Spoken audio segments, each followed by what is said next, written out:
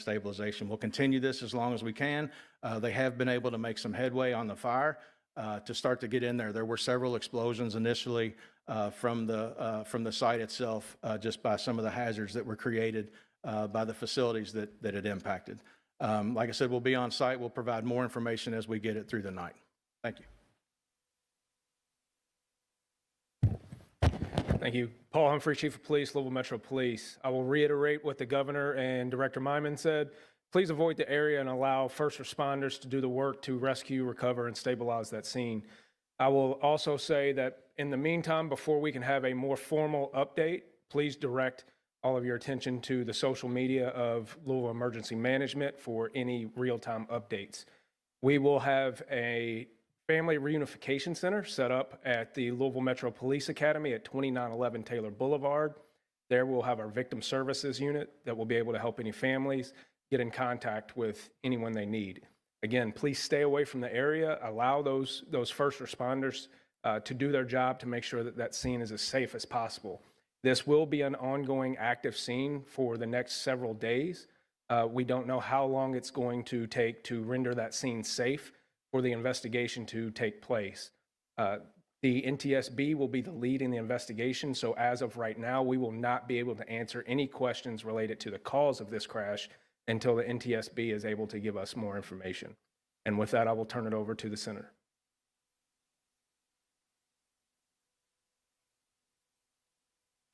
Good evening, Chief Brian O'Neill, Louisville Fire Department. I want to reiterate, this happened in Okolona, and so I want to make sure we give credit to the fact that the Okolona Fire Department first on the scene, took command of the scene, and so we are there in support to help them and we've got units from the rest of the Jefferson County Fire Departments there, as well as surrounding counties. Obviously, the Airport Fire Department is a huge factor in this as well. We've also received assistance from some of the industry around here that has firefighting foam. That is absolutely necessary. As you heard, this was a UPS plane that was taking off, getting ready to go all the way to Honolulu, Hawaii. So we're talking about over 250,000 gallons of jet fuel that was on that plane. So we're talking about a very, very dangerous situation. The area that's affected on Grade Lane at Melton, and it's about a city block wide. You've got fuel recycling storage and some bulk fuel storage that's right there. You also have the auto parts area. There's a lot of issues that are going on with being able to surround and try to contain this fire. When I left the scene about 40 minutes ago, crews there were doing an amazing job. Again, all credit to the firefighters on the scene. They are doing incredible work, and they are containing this fire. Basically, you have to surround it. Where I was with some of our crews was on the north and west side, and you've got Okolona and other people that were leading the charge on that south side to try to just bring it in and bring it in and bring it in. But as I said, we're dealing with not only the initial fuel spill, but all the additional that was on site there. So it's going to be a little while. I've got to reiterate, I know you're going to be tired of hearing this, but you're going to keep hearing it. Try to be patient. Listen to emergency management for any updates. I know you might be eager to try to call to try to find out what's going on. I promise you, people are busy, people are working, they're doing everything they can to keep you safe. I want to address really quick the rest of the city. We have called in one of our off shifts. We have 3 different platoons of firefighters, so we've got off shift firefighters to staff to back up. So rest assured, the entire city is still protected and still covered with plenty of fire safety, even though we have so many units that are down there south of the airport. So if there's any need for any other emergencies, you are covered, you are protected. Thank you. Thank you. I am State Senator Katora Herron, and I represent the 35th Senate District. And on behalf of the Kentucky Senate General Assembly, I want to acknowledge how jarring it is for the residents of Louisville and the surrounding areas to watch this tragedy hit so close to home, to happen in a place where many of us frequent on a regular basis, that many of us watch our family members and loved ones pass through on a regular basis. And to have to process this information and to know that there's been loss of lives, it's very hurtful. And my thoughts and prayers go out to the families that we know have been impacted, to the surrounding neighborhoods and communities. And I just want to urge our residents, as it's already been said, to be patient, to stay away from the scene, and to come together at this time of this tragedy. And I want to, again, thank the first responders, the ones that are still there on the scene, and we will make sure that we keep you all updated with additional information. And I will turn it over to Representative Lisa Wilner.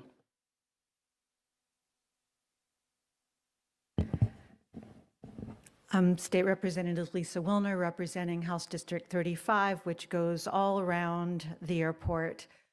This is a sad and heavy occasion. I am filled with gratitude and respect for the work of our first responders, for their courage, for their training, for their teamwork, for their bringing so many different units together on such short notice. I'm grateful to our governor for getting here so fast from Frankfurt. My heart is with the families, all the community members who work for UPS, the folks who work at the airport and are there every day and are already under so much strain because of the government shutdown. This is a time for us as a community to come together. Once again, I am so proud to be a Louisvillian. We are a city of compassion. We are a city of love. I just want to ask that we keep one another in our prayers and our thoughts, that we extend kindness at every opportunity, and that we really use this opportunity to look out for our neighbors and to take care of ourselves and one another.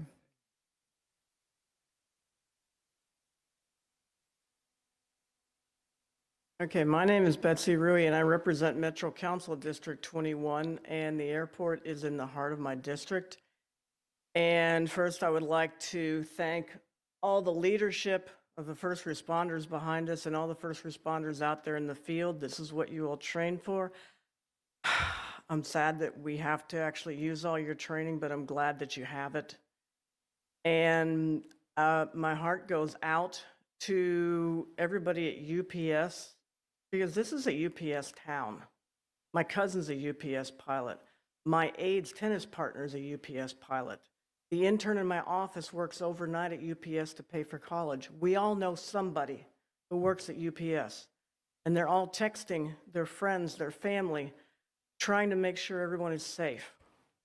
Sadly, some of those texts are probably going to go unanswered. My heart goes out to those families and those friends. And thank you. I want to acknowledge we also have our FBI special agent in charge with us today. Are grateful for her participation. With that, I'll open it up to questions, but a couple of things. I'm not going to speculate about the cause. That's for the NTSB to determine, and do not want to interfere in that in any way. And the other thing I'd say is we'll get more information on the numbers of fatalities. We'll get more information on the number of injuries. Know that information is fluid. I would tell you, after the tornado in Mayfield, I was standing outside of a factory where I was sure 100 people were dead. And we ended up only losing 13, and that's a lot of people. But pray. It works. It helps. Let's pray that the number of Kentuckians or any other folks that we lost stays as low as possible. With that, if you have questions, I'll do my best. People who are currently trapped, are you responding to any of that right now? I don't believe, yeah. So we do not know of anybody that are trapped, but the units on scene, as I said, we're trying to surround and contain that. As we move in, we are searching every building, every area. And like Director Myman mentioned, all the buildings that are outside of that immediate hazard zone are being searched as well to make sure that those are clear and safe. If you see the live images that thankfully emergency management can get, you see these heroic firefighters moving from building to building to building as fast as they can, because if somebody's trapped, they're going to get to them. And we're seeing the shelter in place change. Just recently, they asked for anyone who's in the shelter in place to turn off any air intake systems as soon as possible. Can you explain the range of the shelter in place? And Yeah, so right now it's from the airport, basically from the airport or right around the outer loop area north. If you live in Jefferson County and you're in that. I know that's a circle that's on the screen up there behind you guys, but we're thinking anybody north of that, we hope to be able to narrow that down as accurate plume modeling is taking place, and it should be done now. So we may be able to reduce that even more, that footprint even more here just in the next couple of hours. And Jody, what are the concerns for the people in that shelter in place? Right now, that's it. The smoke, for the most part, is going up into the atmosphere and going north. We've also been in touch with our partners from Clark County, Indiana, because some of the smoke is going towards them as well. So they're making decisions. So if you live on the other side of the river, please make sure that you're paying attention. If there is any notifications that are going out over there, make sure you're paying attention to those as well.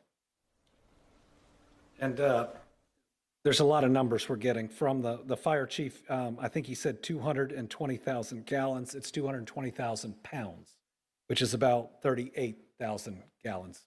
So he remembered those numbers a lot better than I would without them written down. All right, anybody else? Yeah. I believe you said that the status of the 3 crew members is unknown right now. Can you elaborate on why that is? We have not received information we can confirm on their status. From the videos that I've seen, I'm very concerned for them. But again, I'm still praying because I've seen people make it out of things in these last 6 years that I didn't think were possible. We'll have more information soon, and we'll also want to make sure before we confirm anyone specific is deceased that we've talked to their family, who deserve to hear that information first. I know that you're asking the community to be patient because this is a very fluid situation, but obviously people are very concerned. When do you guys think the next press conference will be beyond the 8:15 one? Yeah, we'll get that information out. Depending on how much news there is, we may be able to get it out on social media or release directly, but we'll work with our news partners, knowing that this is information that people want and need, and please direct any questions to us. But we don't currently have another one scheduled yet. We'd want to make sure we had enough information that came in to warn it. Has there been any update at all when it comes to possibly resuming airport operations in Louisville? Would that So the airport is going to have their press conference here right when we're done, and are going to start addressing that. What I'd say, even with somebody who's supposed to have a flight here soon, is they should only do it when it's safe. And this is a great airport that I've used a lot. I trust their leadership, and I'll look forward to hearing what they have to say. All right, thank you all very much. And again, tough day for Louisville, tough day for Kentucky, tough day for this region. We are strong people. I've seen it time and time again, flooding, tornadoes, shootings. That's the last time I drove here this fast to make sure I got here. We've always banded together. We will again. Let's make sure before anything else, we put the families of those that are lost, the families of those that we're worried about first. They deserve it. Let's make sure we pray for them and we support them with everything we have. Thank you, Kentucky.